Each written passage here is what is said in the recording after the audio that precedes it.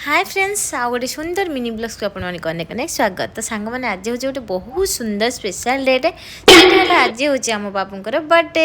तो से सजबाज हो जाइए आउ एठी देखो आमर बाबू भी रेडी होती। यहाँ बर्थडे रे गेटअप देखो केमती लगुच कौन से निहाती जनइबे। आ बाबांर अच्छी बर्थडे माने तो छुआ न पिंधले नुआ हेनी।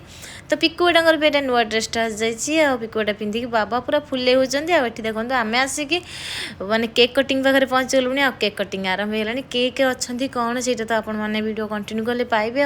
सत कह गले माने छोट हो कि बड़ हो कौन सी जिन छोट हो न था जो निज लोक था ना से सब आनंद आनंद आनंद ही मिलता है।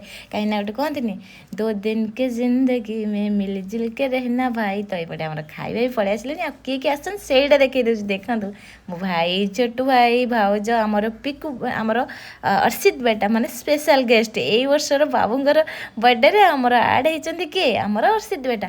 तो ये हूँ माने प्यार रो दुनिया। तो प्यार बांटतु मिलजुल के रुहतु चलतु खाଇବା एंजॉय करिया। एपटे देखो आम पिकु बेटा कौन कर बाबू को बहुत सारा आशीर्वाद करूँ विश करूँ। रोची bye bye love you all Tata.